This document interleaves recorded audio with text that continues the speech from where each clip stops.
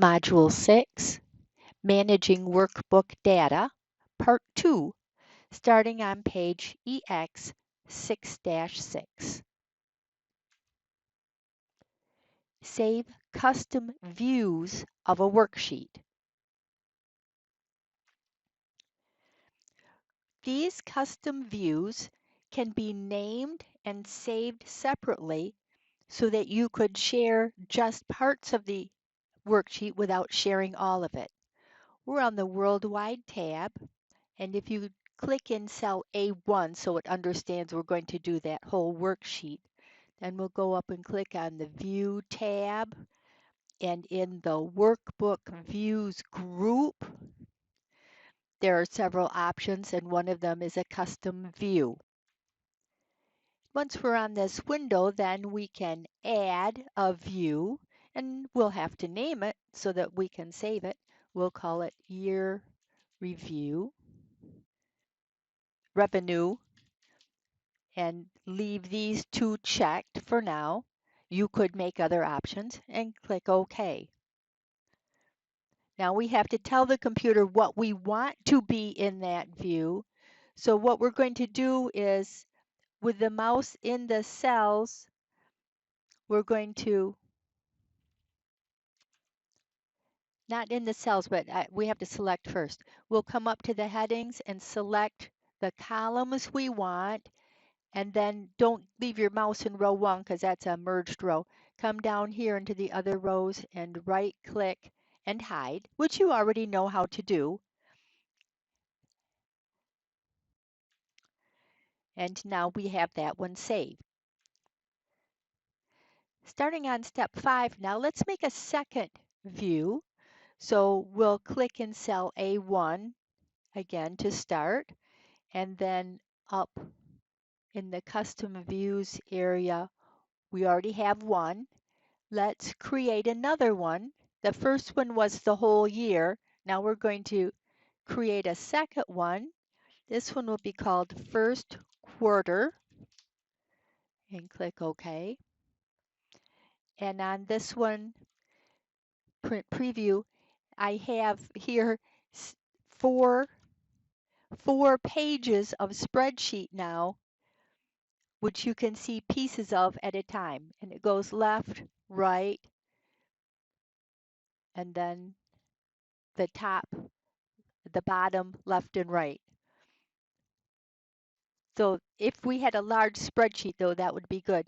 Those page break previews can be moved. The way we can view them is down on the bottom right corner here.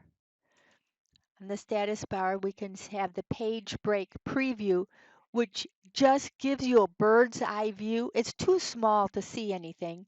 If you needed to, you could double click a column to make it big enough to view, but you probably don't need to. And when we're done, we'll come back to the bottom right corner and change back to normal view.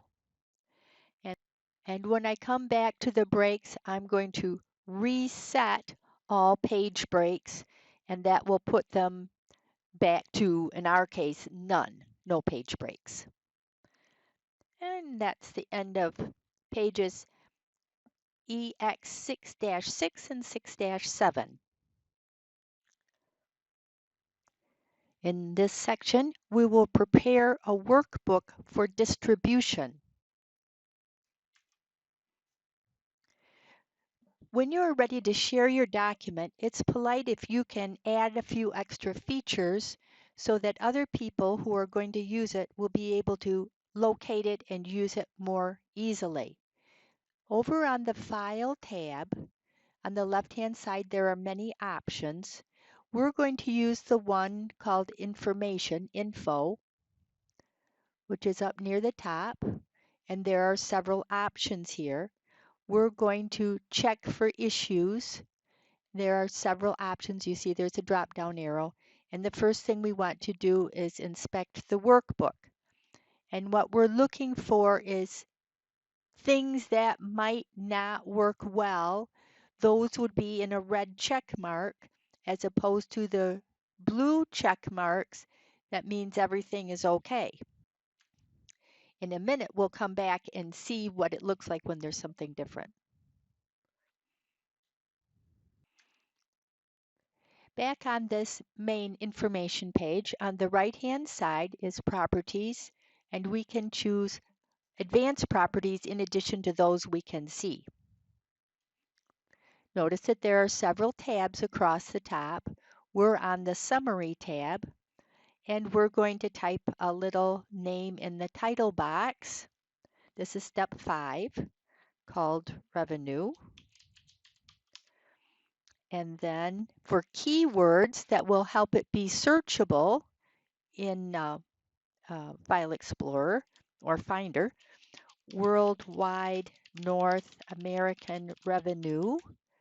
Oops, got to spell it right. Yeah, spell it right, because if somebody's trying to search for it and it's spelled wrong, they're not going to find it. You know what I mean?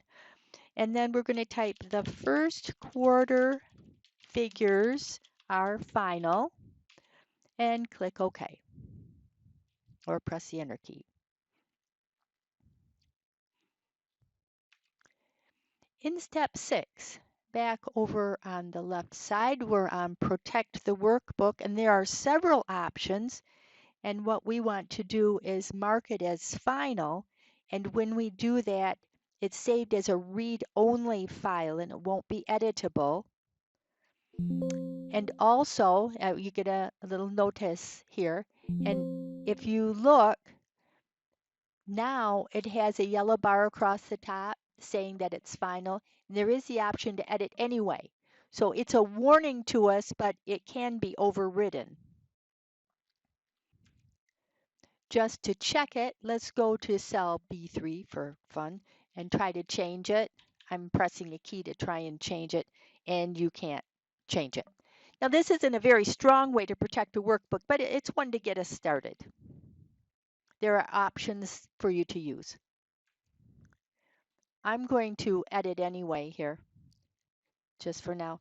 On the right-hand side of the page in the little gold box, just for fun, this doesn't print, but to see it on the screen, if you're interested for more fun, you can go to Page Layout and then go to Page Setup Group.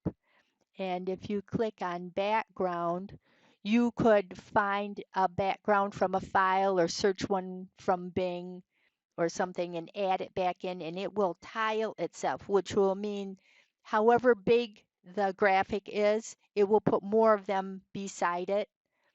And the computer does that. Just for fun, just for fun. On to inserting hyperlinks into a document. And this is really useful, this skill, because all of the software programs use it. And once you get the idea, you can do it in any of the programs. You may already know it from Microsoft Word, for example. We'll see. On the worldwide worksheet, of course, let's go up to A3, which is the London tab. And we're going to insert a hyperlink. So we'll go up to Insert, and then way over here on the right-hand side is Links. And we're going to insert a hyperlink if it's sent to something we recently did, or we can go down to the bottom and click Insert Link. And here on the left-hand side that there are several different places to link to. You can link even within the document, which is a good skill to use. We can link to an existing file or a web page. And they wanted us to use that other, I didn't download the other file, so let me just link it to, I don't know, let's link it to, I got lots of graphics here. Let's link it to a graphic. This doesn't make any sense, but it's in there anyway.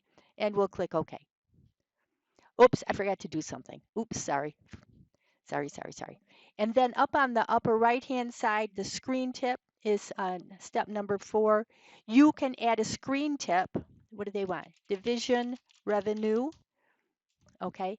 And now when I click OK, when I go up and put my mouse in here, the screen tip can't show on my Zoom. Boy, if you hover your mouse, you can see that something is there. You can't read it. It's too small. Let me try this. This will work. It'll help at least. There's the screen tip. It's still tiny, but at least you can see where it is. But if you click it, if you have the pointing finger at that point and you click it, then you will be able to go to that hyperlink. It's very convenient for large documents as well as for hyperlinking to other things. Okay, I'm zooming back out so I get my numbers again. So we have the hyperlink. If you didn't want it, you could right click and down at the bottom you could edit it. You'll get that same dialog box again, or open the hyperlink or remove the hyperlink. And I frequently use this remove hyperlink like in a Word document when I don't want an email address, for example, to have the underline under it, and I'm going to print it on paper maybe, then I'll just remove that part. You have to use it judiciously, but it's very handy. I see that we lost our formatting. Oh, well, whatever.